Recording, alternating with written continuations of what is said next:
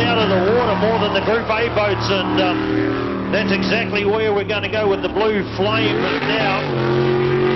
You've got David Simmons and John Berry out there. They've had one time of 55.383. They didn't finish in qualifying round number 2.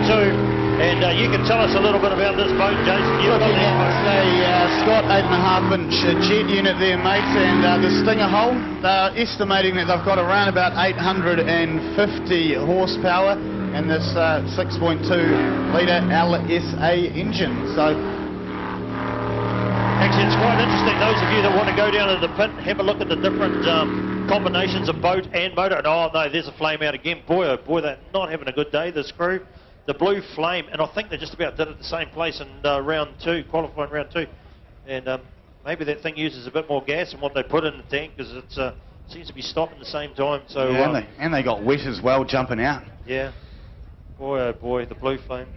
They sure were out of that boat really, really quickly. So yeah, you have the safety guys checking for flames there. Checking for the flames, that, of course, that you can't see when they're running that hot stuff. And they jumped out of there pretty hot, those guys. So yeah, there's a bit of steam and smoke coming out of there. That's that invisible flame. Yeah, that ethanol invisible flame and methanol, sorry, and of course those guys jumped out of there pretty blooming quick, so they knew they were on fire, and they just wanted to get out of there. So the rescue crew know what they're doing, and they'll put, you know, things get a bit hot in there. Yeah, they definitely have to be. I'll tell you what, pretty ladies, careful when they're playing with methanol, that's for sure. Yeah, they do, and if Dave Simmons and John Ferry can hear me out there, they're going to take their helmets off. When they do, ladies and gentlemen, take a good look at them and give them a big round of applause. In fact, do it now. Don't wait for them to take their helmets off. They're getting checked out by the rescue crew, and a pat on the back. How about that? Come on, Wanganui, I know you're better than that. Give them a big round. Good on you. Boy, oh boy.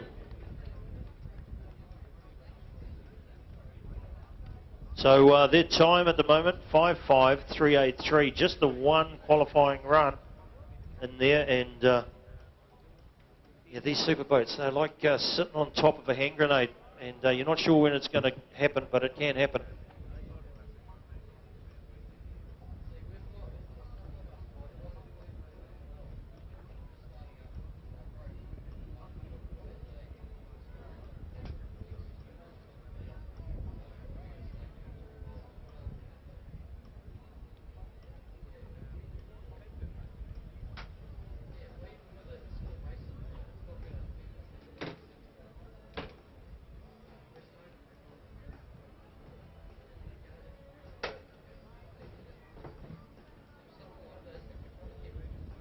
So now's a good time maybe just to get yourself prepared for that pit walk, or perhaps get yourself entered for that hot lap that you could look forward to.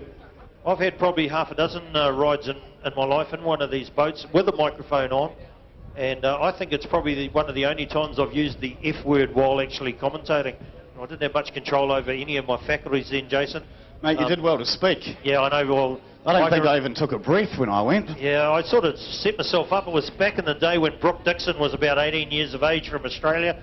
We had a UIM World Series here, and this young 17-year-old girl took me for a moderate lap around Gisborne track, and then she came up here into the commentary box at Wanganui, and I put both feet in my mouth and said, I actually wasn't that scared at Gisborne.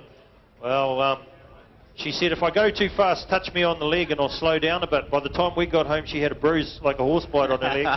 And her father was just, he was more than impressed with the fact that I actually wasn't crying like a girl. But yeah, they're pretty scary things. The G-forces in some of these super boats, as they leave the start line here and hit that 120 k's, they can be up to 3 G's in that direction, pushing you into the back of the seat. And they can pull up to 7 G's around the top corners. So, you know, the helmet, your head's going to feel 7 times heavier than it is, and that's like the worst hangover you can ever imagine. Just to put it in perspective, some of the F-16 pilots spend 5 or 6 years in simulators training for those G-forces.